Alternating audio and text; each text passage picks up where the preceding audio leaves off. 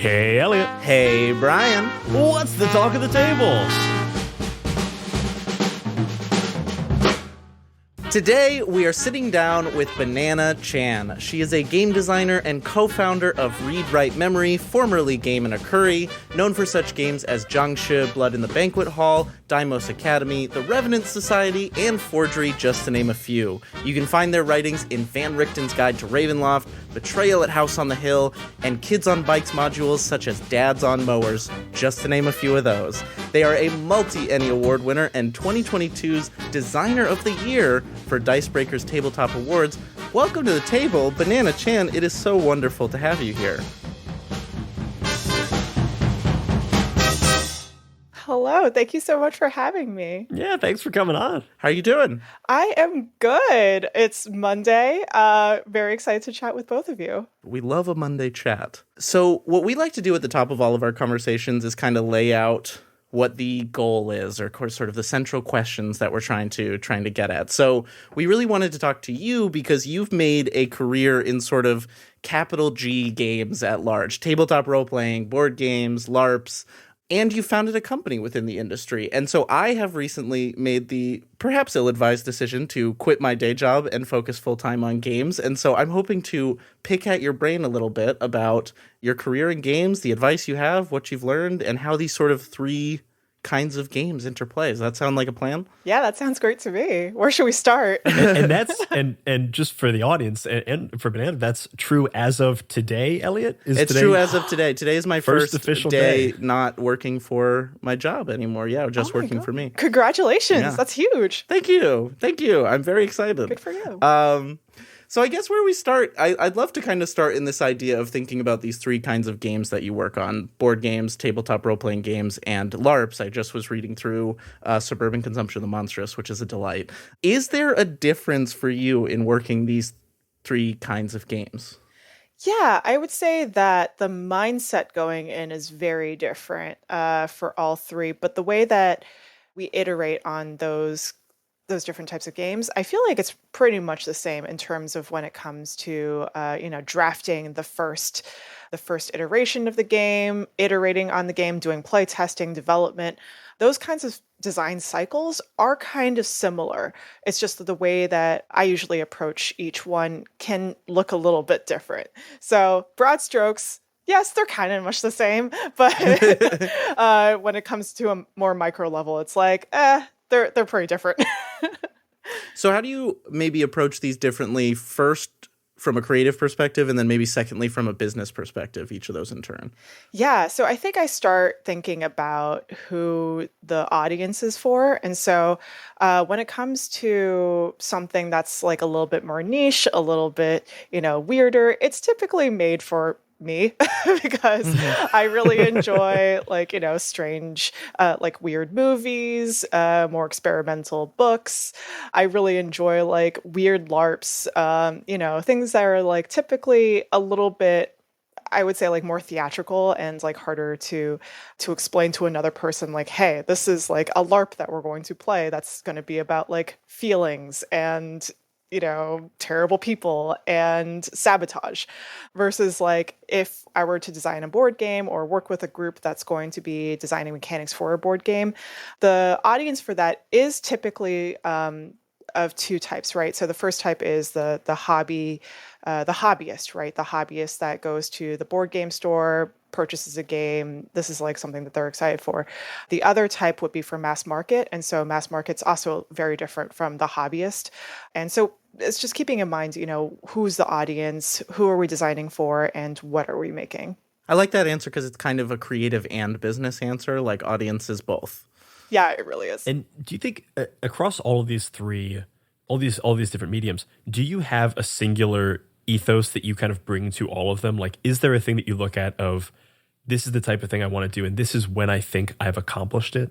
Yeah, so I think that, well, as an artist, as a person who does creative stuff, I think that there is never this idea of I'm done with something. I feel like at the point when something is done is when you're just like, okay, I've hit that deadline. We're done here. This is done. Yeah, it's done when it's due. Yeah, I have to be done. Exactly. But in my mind, I think that if I were to return back to like, an older iteration of a game that's already been published, I'd be like, well, why don't we just like update this and edit this and like, make a new version. So I think that when it comes to like completing something, it's hard to say like when something is done. But when it comes to like my philosophy on games and like game design, I think that having a more holistic approach is always good. So like thinking about like, why are you creating something? What is the theme? And how do the mechanics and the theme, marry one another? And how does it make sense in this universe that you're creating? For most of your stuff, because I've kind of found it, I guess I can already guess that the answer is probably this varies by project, but do you find yourself starting more from a theme or from a mechanics perspective? You're correct in assuming that it depends on the project. But yeah, that makes sense. Yeah, I think I prefer theme first because that's something for me to latch onto. I'm like a very visual person. And so if I can sort of imagine it happening in my mind in terms of like a theme, then it's easier for me to create mechanics based around that. And I think that, that sort of goes back to the holistic approach where it's just like, if you have a theme that makes sense with these sets of mechanics, then why not go ahead and like create a prototype based around that? I think the other thing that's kind of interesting when looking at your sort of body of work, Banana, is that it seems like these worlds are informing each other in a lot of situations for you. Like Jiangxia had sort of board game elements to its production, same with Revenant Society. I'm curious, like, is this box game trend one that you think is like one that we're moving more into? Is it one that you like creating within? Like, I'm just kind of curious your thoughts about that. Yeah, I would say that I enjoy creating. I would enjoy like, designing around sort of like a box set with board game elements. I'm not sure if it is a trend. The reason why I say that is because I think that there is still this need to have books as like, a thing separate from like the rest of the box set. Like, I think that consumers really like having books, like having like, something that they can carry around. That's just like a simple thing that they can just keep in their bag versus a box set, which is like huge and it takes a lot of time. But for me, it's like, this is very precious because it's like, we spend a lot of time and energy into it. And it's like, hopefully it shows to, to the customer. But for me, it's just like, I really enjoy opening a box and seeing all the different ephemera, all the different things that are part of the game. So I think I enjoy doing it. I enjoy, seeing box sets out there. But for the average customer, I'm not sure if they all enjoy it. I'm not sure if that's a trend that's going to happen just yet. It's funny because I kind of feel the same way as you were. When the first time I saw like a box game, I was like, oh no, I like the book. The book feels like a cool thing to put on my shelf. But then I feel like two things happened. We got sent a copy of Story Brewer's Fight with Spirit, which is like a high school sports drama role-playing game. And I opened up the box. I was like, this is cool. Like, I liked digging through it in a way that I didn't think I would. Mm-hmm. And I think I'm also, this is slightly different, but ravenous to get the physical copy of Usaba's Bed and Breakfast, which is like kind of skirting the line between those two. Totally. I'm like, it is cool, but like I do like the book, but it is cool to have the ephemera. Yeah.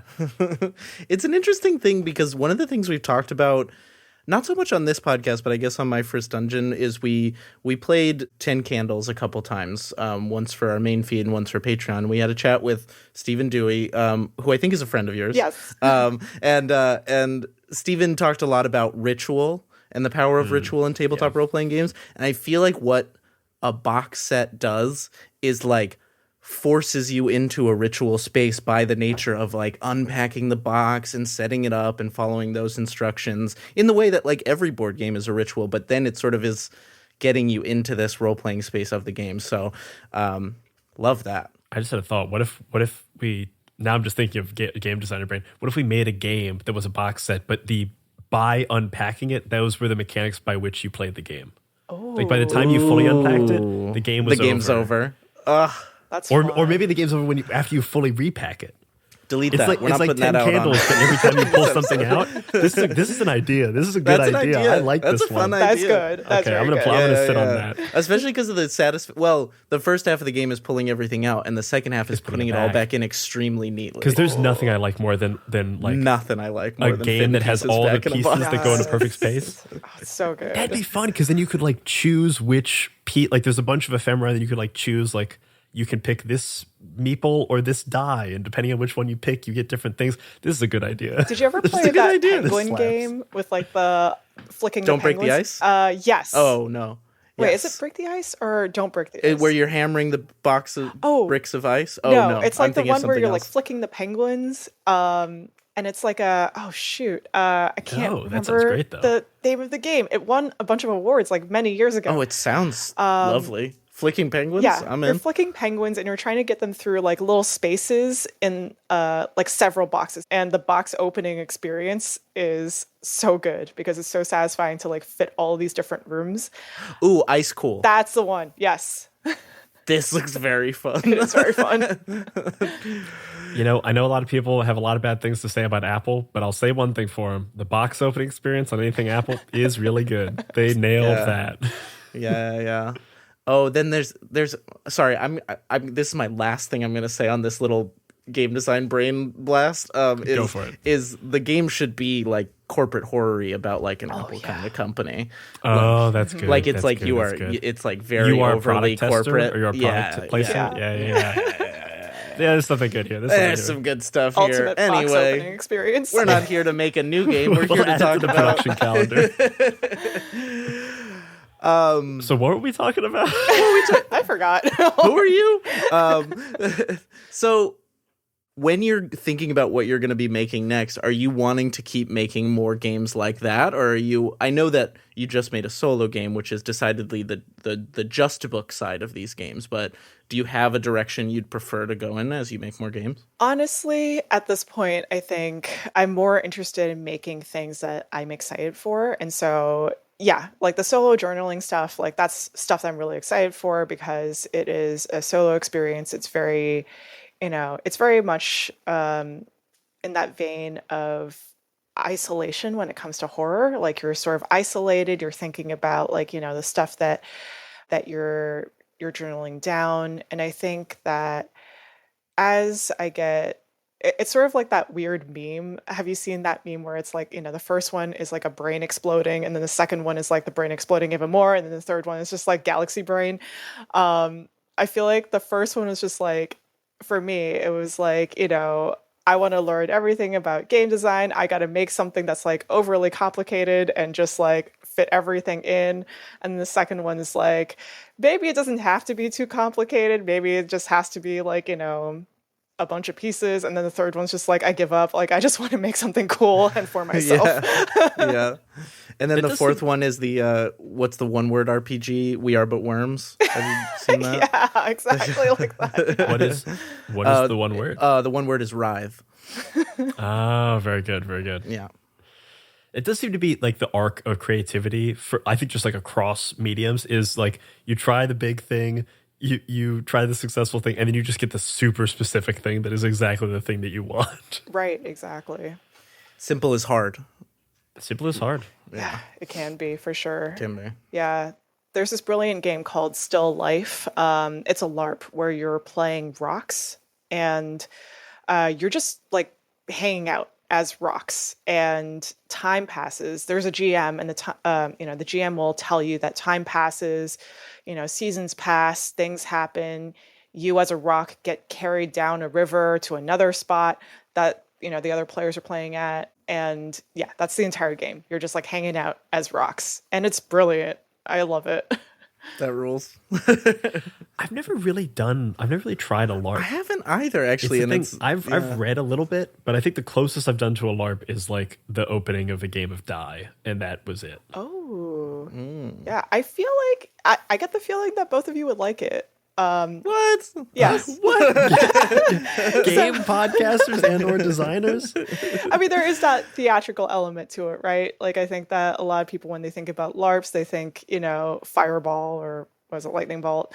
But I think that, Oh, they're... yeah, the classic Hey, trick there's thing. nothing wrong with a fireball. No, there's Nothing nothing wrong with wrong throwing with a fireball. You giving Yeah. me a sock ball and tell me to throw it at someone and it kills them? Absolutely no notes. Yeah, absolutely nothing wrong with it. But there's like other types of LARPs, right? So there's like Nordic LARPs, American freeform LARPs. I tend to go towards American freeform just because it's easier to play, faster to play, and it's built around a convention setting. And so that's the type of LARP that I really enjoy. I got to tell you that the thing I read today in Suburban Consumption that made me go, oh, I need to try a LARP was What Lies Beneath, which is one of the Oh, group LARPs. yeah. Brian, I don't think I told you about this one when I've we were not read this talking one yet. earlier.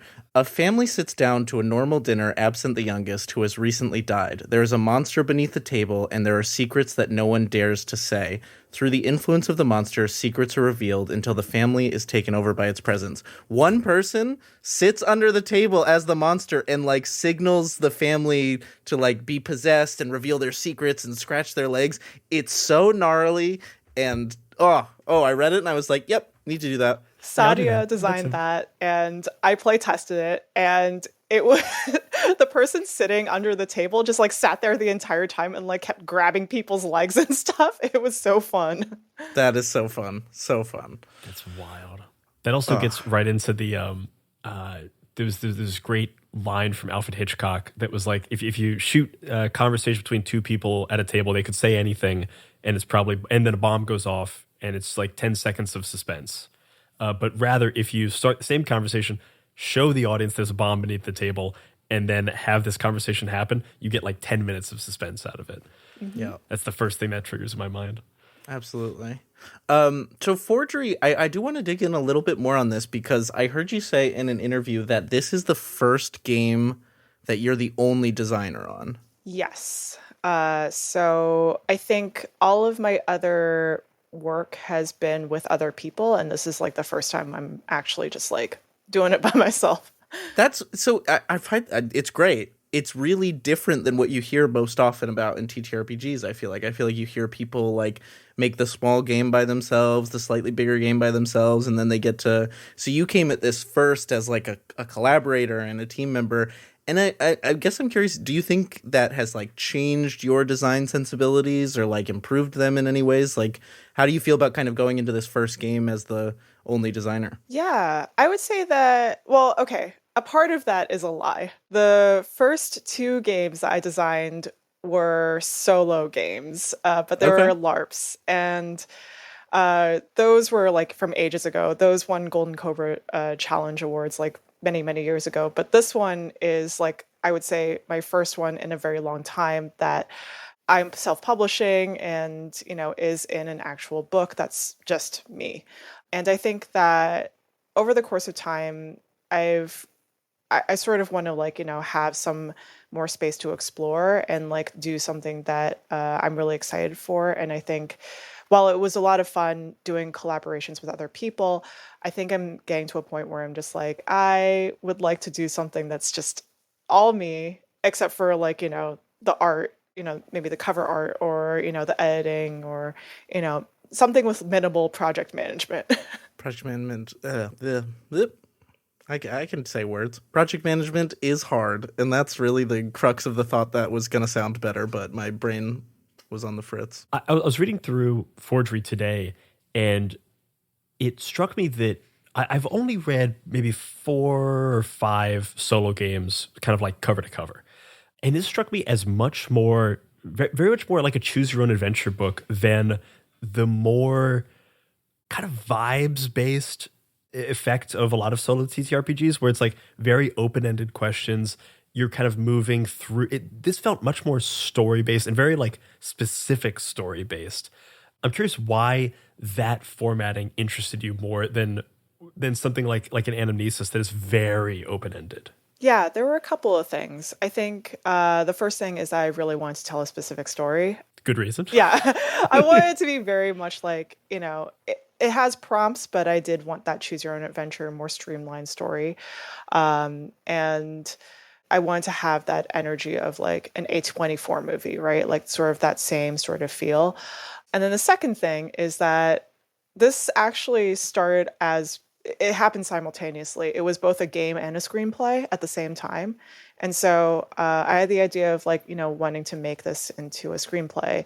And so after I wrote my first iteration of the screenplay and, finished publishing the game, I started chatting with Carlos Cisco and we were going back and forth, and we created like a second iteration of the screenplay, which is much better than the first iteration because I was just like, I don't know what I was doing. And so, yeah, that was sort of what the thinking was going into it. Is it still a screenplay? Is that still the hope? It is. Very cool. We made a thing. And yeah, very excited for it. And now I'm working on it's going to be like a three-parter. It's not really a trilogy, but it's sort of like a trilogy in the sense that John Carpenter had a trilogy. So it's kind of like that, where it's going to be, the second one's going to be about fashion, and the third one is maybe about music. I'm still trying to figure out the mechanics for that. So all solo games that are also screenplays. Yes. Very cool.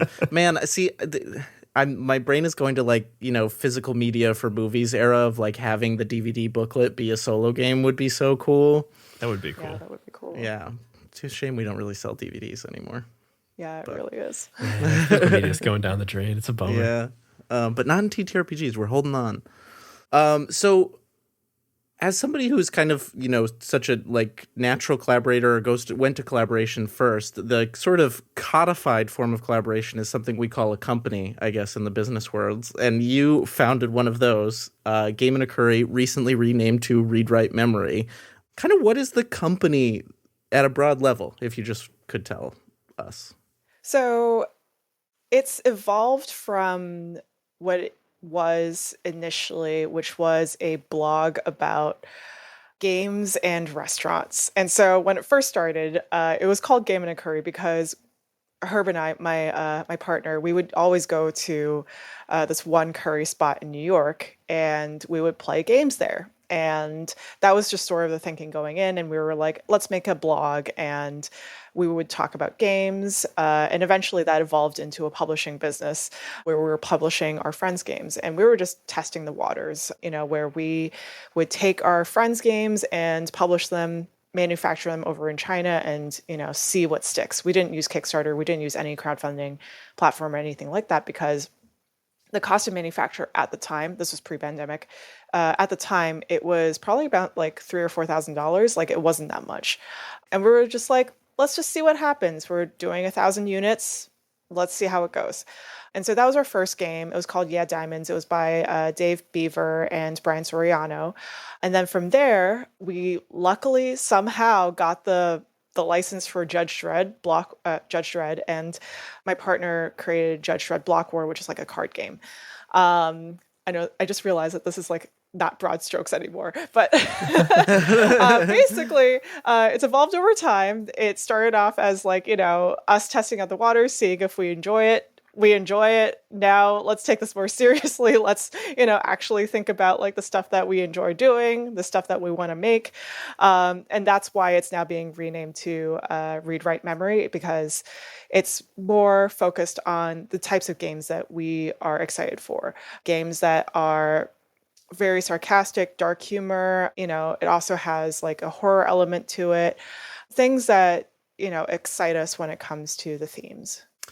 I have to dig in on something you said there where you said somehow we got the Judge Dredd license. I feel like that somehow has some more in there. Yeah. So Herb and I, we were fans of Judge Dredd, mostly because like we were just like fans of the comic. Like we really like that tongue-in-cheek, like, dystopian universe type of setting. And so he had been making a game. He had like this game that was specifically made for Judge Dredd. And I was just like, the license is going to be a pain to get. Like, I don't know how we're going to do this. Like, we've never done an IP before. Around the same time, I met with a lawyer who's a games lawyer, and we were chatting, and I was just like, so say we want to get a license for something. Like, what does that look like? He walked us through it. Previously, he had gotten the license for, I think it was Big Trouble in Little China. He got the license for Rambo. And one more license. I think it was Terminator or something like that. And so he had experience doing this. And so we were chatting and I was like, hey, do you want to help us out? Try to get the license for Judge Dredd. Judge Dredd is owned by Rebellion. And so there was some communication there. We chatted a lot. We met on Zoom. We got along. And next thing we knew, we had a license for Judge Dredd. Amazing. That's a good path. Yeah. Lawyers. They're good. Lawyers are good. Yeah.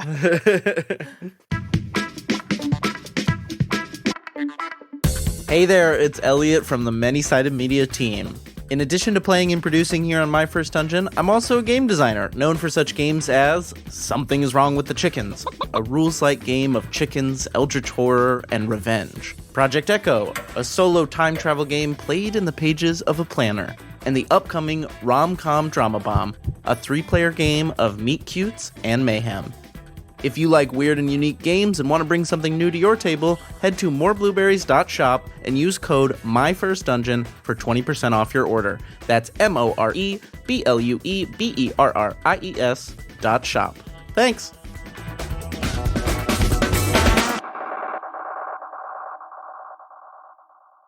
As far as the projects that you have coming out in the near future, is there anything you'd want to preview of like the type of things that you're hoping to create? Yes. So there are 3 games that are coming out soon. So in terms of like what we're publishing my partner's game, which is called Human OS. So it's the system. Human OS is it's so sarcastic. It's just like, it's like The Sims. Like imagine The Sims, but you're playing it as a TTRPG and like anything can happen. It's very like open-ended. It's kind of like Paranoia. It's got like that weird, like sarcastic, like dystopian feel to it. That's his thing. It's got cults. It's got like a whole lot of different stuff in it. But for me, I'm working on 2 games. The first one is called Knockoff, which is the sequel to Forgery. Uses the same sort of like system where it's, very much like a choose your own adventure type of thing. You have like ephemera after you complete the game. But instead of coloring, instead of the paint by numbers thing, you're now cutting out pieces of fabric or of patterns, and you're pasting it over a croquis. So it's like a model that you're pasting it over. So you're creating your own dress, essentially, is what's going on. Yeah, same sort of like feel, same sort of vibe where it's very, it's about professional jealousy. It's about, trying to be successful in like a creative industry. And that also has a lot of content warnings. It's a lot gorier than the first one. A lot of body horror, like Hannibal level body horror. That was my first. I was like, okay, it puts lotion on its skin. Yeah. Yeah. Yeah. And then the second game I'm hoping to put out soon is sort of like an analog horror type of game where it's called The Darkness at the Brink of Ohio. And it is about a radio DJ that basically plays a song, and it's a cursed song, and he becomes this other type of thing. It's like this cursed song takes a hold of him and turns him into something else, like everything that he had like pent up, like all of the terrible things that he had been like thinking about, that sort of like gets revealed over time. So that's like the artifact that you're listening to, and it's a radio show. So as you're listening to it, you're journaling and reacting to it. And it's about parasocial relationships. It's about, both on both ends, right? So it's parasocial relationships on the audience's end, where it's like, I love this DJ. This is the one DJ that I listen to during my day job because, I work late nights and basically worship this guy. And for the DJ himself, it's like, 2 things are happening. The first thing is like, I'm feeling kind of weird about my fans because they might cross boundaries that I'm not comfortable with. But at the same time, I don't have anything else going on because I'm a small-time DJ. No one else is listening to me. I'm sort of like a micro celebrity in my town. And so I have to keep doing this. So it's testing out like analog horror for a bit and seeing how that goes in like a tabletop space. And it's also very much like inspired by Void. It's inspired by Ribbon Drive, a lot of like the sound-based games that are out there right now. Is this something for that one? Is that you're creating a playlist, or is that you're reacting to a playlist? you're reacting to a playlist. So the playlist is Very already cool. created.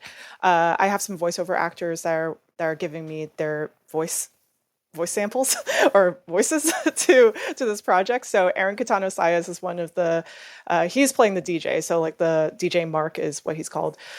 So he's doing the voice for the main character. Jasmine Bular is doing like the little bumpers.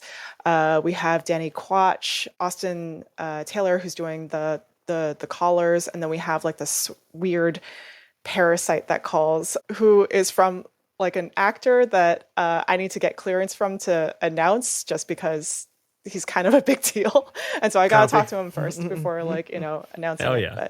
But very excited for that. And some of the music that we have 2 songs that are licensed from artists who are in the game space as well. So we have Mabel Harper, who's doing one song, and then we have Amar Starr, who's doing the second song. So very excited. Hell yeah. That's very That's cool. really cool. Yeah. I'm curious, how are you distributing the audio? Is that going to be publicly available audio, like on Spotify, and are you putting it out as a podcast, or how are you doing that? Yeah. So 2 things. We're going to be releasing it on YouTube, so that way anyone can just like freely find it and just listen to it. The game part of it is going to be like the thing that people are paying for, right? Like the book. But the audio is just going to be like free to download, free to stream. And we're also going to be putting it on our radio station. So Herb, my partner, he does like a lot of radio stuff. We're hopefully going to be able to put that on at a certain time, because the radio show actually happens between 3 to 4 a.m. in game. And so he's going to do the same thing by just putting it out there on like 3 to 4 a.m. PST. That's the way to play it. Yeah. Is to tune into the 3 to 4 a.m. Play of it. It's wild to make like a solo game a event watching or like event activity. Mm-hmm. Yeah.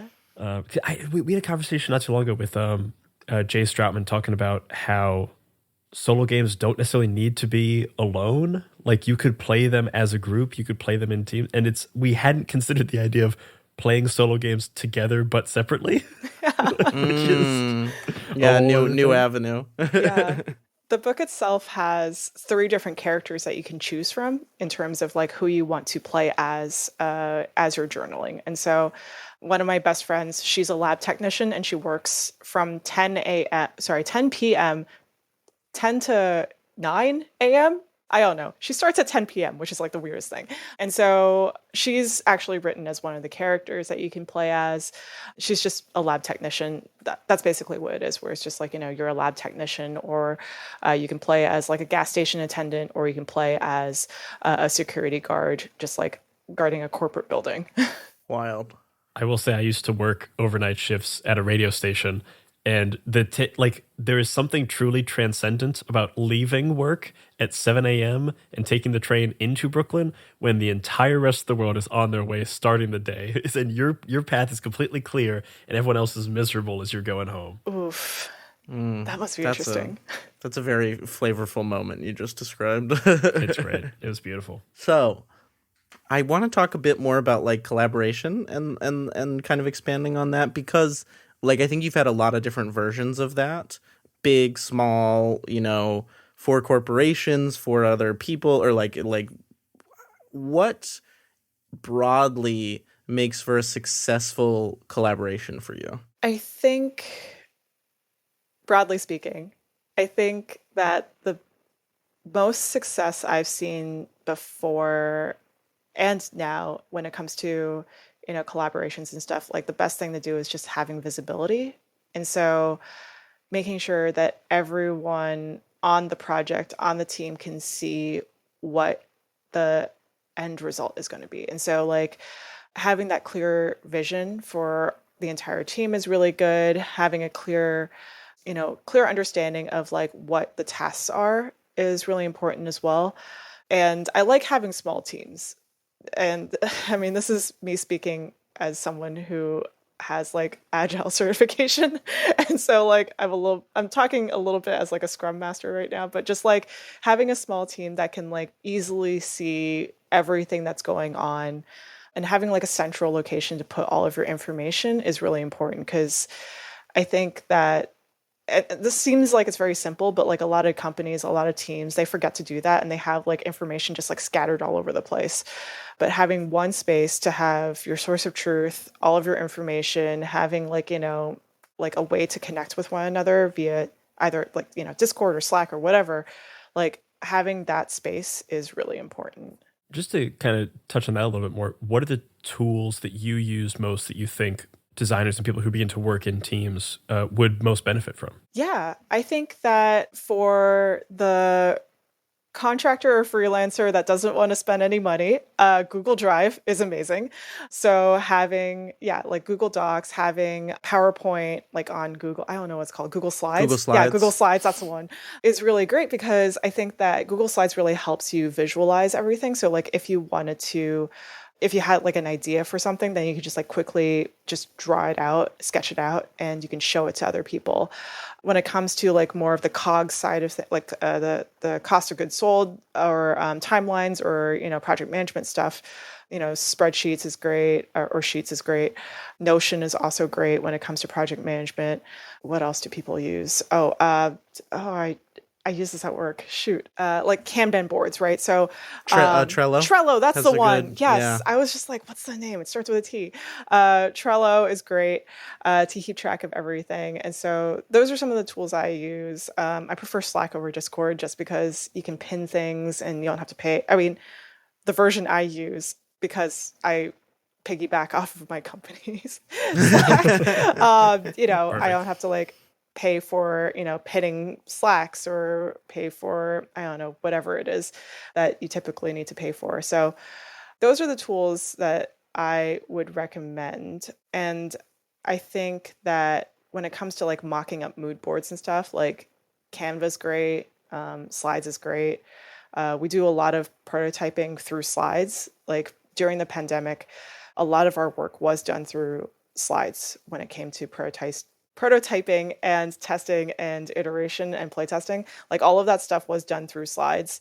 Tabletop Simulator was pretty decent at stuff too, but the biggest issue that we found with Tabletop Simulator is that there is a learning curve. And so when you have like new players that don't know how to use Tabletop Simulator, it takes up like a whole half hour just to teach them how to use it. And as part of the experience then informs their playtest experience. Yeah, exactly. So that was a little bit trickier for us, but we did do a lot of playtesting through Tabletop Simulator when it came to board games. So, and then I guess on the flip side of like of the collaboration question, when someone is approaching you to work on something, what makes it like an automatic yes for you? I mean, other than when the money's good.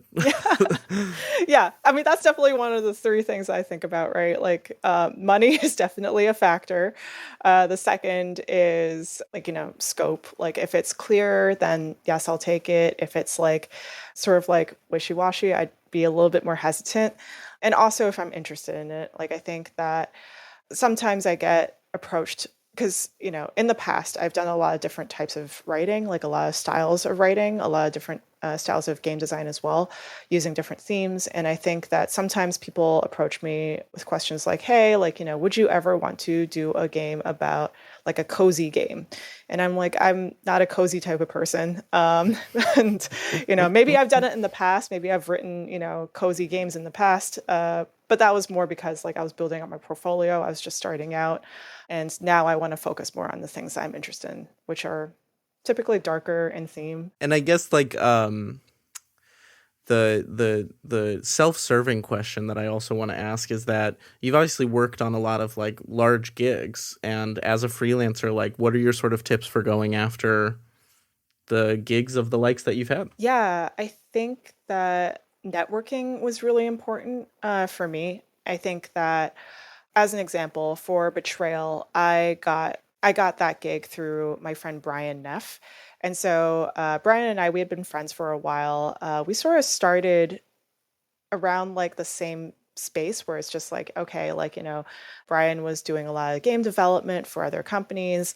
I had just started doing like my own design, writing for other companies. And so we started chatting, we were hanging out, and he was like, hey, I have this gig coming up for Betrayal Scooby-Doo. Would you be interested in doing something for it? And I was like, Hell yes. Yes, absolutely. Like I will definitely do that and build my resume and this will look good. And so the mindset going in was like, A, it's going to be good for my resume, and B, later on down the line, maybe we'll do another Betrayal. Who knows? Because Yeah. Betrayal games are sort of like evergreen, right?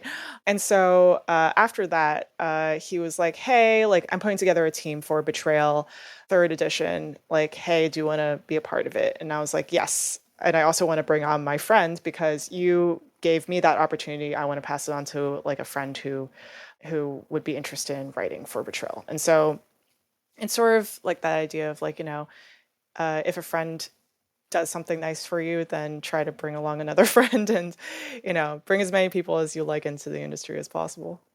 Yeah, network forward and back. Yeah, exactly. Are there any, just from your perspective, are there any properties or games that you would like to work on in the future that like you're hoping to get onto in some capacity? Oof. That's a hard question. I'm in this time right now where I hope I don't sound arrogant. I really like movies, and I really like TV. Um, but I like that they are their own thing. I like seeing those properties as the medium that they are created in, and I love them for what they are, and I don't think that I should be the person to create like a game for it, because then it would be a different experience and that would sort of tamper with, my experience of the IP that I enjoy so much. And so I think for now I'm more focused on creating my own games and my own stories rather than work on someone else's and like, potentially make something and in the process sort of like change the way that I enjoy the media. Right. Does that make sense? That's a good answer. Like if you'd have to watch every frame of the movie you're adapting 20 times and then you wouldn't like it anymore. Right, exactly. Like with Scooby, I had to like watch every single episode of Who Are You? Or Where Are You? Not Who Are You? Where Are You? And it was just like, this was a fun experience. It was a lot of fun. But at the same time, I feel like it's just, I think that was like a time where I was just like, I'm having a lot of fun now, but now I'm just like, now if you watch Scooby-Doo, you're like thinking about betrayal mechanics while you're watching exactly the episode. Yeah. Exactly. I get that. That makes sense. So a couple questions I want to ask about just like your perspective on the TTRPG industry specifically, which is one of these sort of 3 industries within games you work in. I'm curious if there are any designers, companies, or design trends within the space that are always something that like you are paying attention to that piques your interest, that will like always get your attention. Yeah, I think that before the pandemic, I was really excited for live action online games because it took the medium of, it could be like a phone or text messaging or like that sort of medium, and trying to implement that into like a tabletop role playing game or a tabletop or even like a live, like a LARP, right? And so I thought that was really interesting. I'm excited to see more of that. Like that's something that I'm just like hungry for all the time, because it was strange that it happened before the pandemic, and then during the pandemic it was kind of quiet when it came to live action online games, or at least I haven't seen that many. Like now we're in 2024, like I'm hoping that there would be more of that, because Alice is Missing was definitely something that came out of, it was designed pre-pandemic, right? So a lot of like the publishing happened during the pandemic. That's sort of like when it was manufactured and that's when it came out. But I wonder if there could be, maybe like people are doing it right now. Maybe people are like designing games right now that are like, implementing the use of digital technologies within tabletop stuff. And it's very different, right? Like it's very different when I'm talking about like digital technologies for role playing versus like something like Roll20. Like Roll20 is Right. like a different thing. That's just like, something to help. You're saying like existing digital tools, using them as like the medium of play. Right, like view screen. Like Yeah. play, like using that as like a part of the game. You're familiar with this Discord has ghosts in it? Yes. Yeah, I wonder if they developed that during the pandemic. I'm not actually sure the original design timeline on that, but that feels like a pandemic design. That's true. Maybe that was during the pandemic because it came out like close to the beginning. I want to say like 2020, 2021. Yeah, the first 2021. First edition, yeah. Mm-hmm. Yeah, no, that is interesting. And it seems like that would be, you're right. That is sort of surprising that like the pandemic didn't spawn 50 of those. But maybe folks were writing, ideas and like, creating stuff during that time. And we're probably going to see it. We're going to see them soon. Yeah, we're probably going to see them all like this year or next year. Yeah. The other industry perspective question I wanted to ask you is if you think that there is like, from working across a few different verticals, I guess, of games business, is there a big business lesson that you think TTRPGs needs to learn or could stand to learn? That's a good question. I think accessibility is still the biggest one. Tabletop role-playing games are still not as, and I mean, I think that there are all these other games, right, that are very accessible. People enjoy purchasing them. People enjoy playing them, such as like, TCGs, party games, those kinds of different mediums. Like, I feel like those are very accessible. And I don't think that the way that RPGs are framed right now is as accessible as those games. However, with that being said, I think that there is opportunity for a TTRPG to say like, we're like a party game and like frame it that way so that like a mass market audience would understand and be like, oh, I'll pick this up and unknowingly experience a LARP and like get really excited for it, or like a light tabletop role-playing game. Because I think that the more accessible that you make something, the more fans that you'll get into the game and or the genre and medium. It's not a genre, it's a medium. And the more, fans that you get into the medium, the more likely they're going to try like other games as well. So I think that while D&D is very popular, I don't think it's very accessible. And I think it makes more sense to create something that's very accessible, frame it as like a party game or like a board game or something like that, and then watch people get excited for more types of games like it. We're doing guerrilla role playing in our games. Yeah, we're gonna sneak it in. Sneak those veggies in. Yeah, right. Even framing it as improv would be easier than like saying we're gonna play D&D. I feel like Fiasco kind of did that pretty well. Like, so that's a game that I see more regularly. The box set especially. Yeah, the box set, because originally like the book was very much role playing game, but then the box set kind of feels like a party game that you're storytelling, and it's like it's only one step removed to role play it. And honestly, the games you're doing have that same like just the visual cue, even of the production from like a purchasability perspective, gets board game people. Mm-hmm. Yeah, it's interesting. It's surprising how anytime like I share like a specific type of role-playing game with like board gamers, like storytelling games they really enjoy versus like role-playing, like actual role-playing, it seems like, and this is all anecdotal, so don't just take this with a grain of salt. Anytime I play like a storytelling game or something that's like a world building game where you're like, building out worlds based on like questions and prompts and things like that, it's a lot more accessible to like a board game audience versus like, trying to act out a character, which I found kind of interesting. This is where our unpack the box, repack the box game comes in. This is where the full circle. Yeah. Coming back around. Yeah, there's the market. Yes, we found it.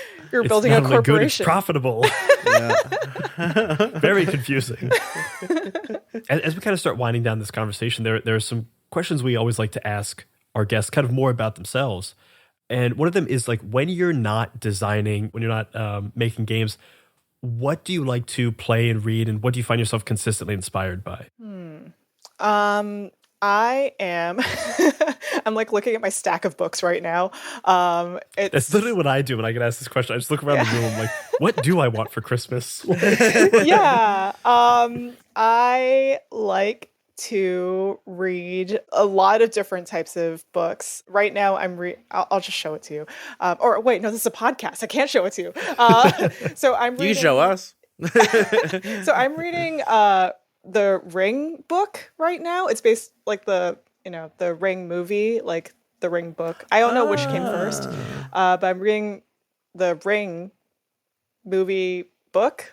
I don't know which one came first, so I'm just like, oh no, maybe it's the Ring movie that came first, and then they wrote a book, or maybe it's the other way around. But I'm reading that. I'm also reading Stella's De Minorum, which is about like a bunch of like just like demons and like magic and different spirits and stuff. It's interesting because the way that they frame it is that the way that they frame magic is a ritual that one person does. I'm butchering the quote.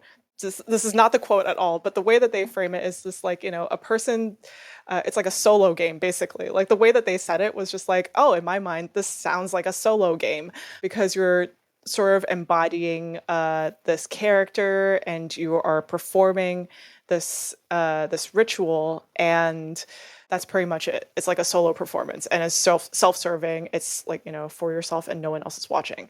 And then they go on to say, this is a very boring way of describing magic. We understand. But that's basically what it is. That's what, rituals are. That's what, magic is.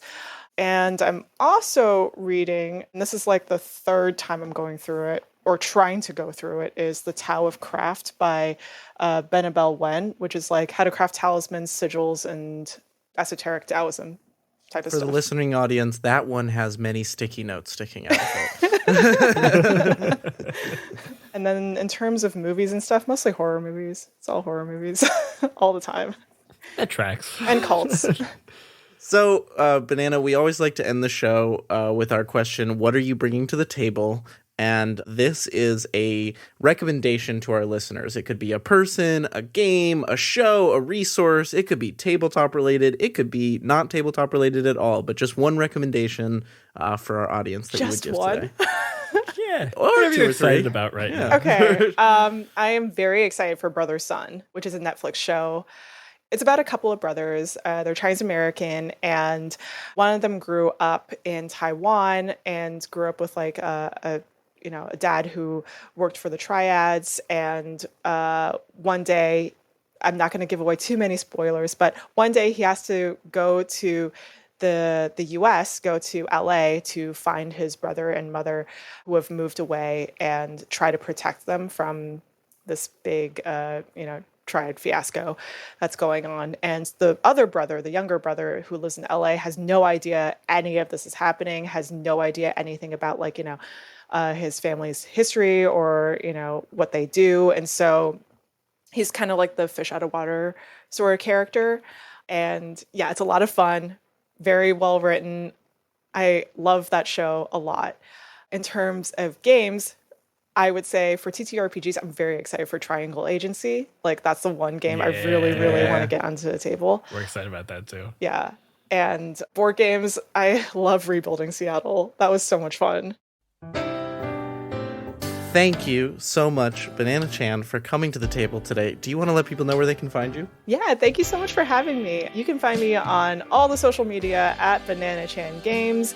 You can find my company, Read Write Memory, aka Game in a Curry, at Game in a Curry, on all the social media except for Instagram, which is now Read Write Memory Games.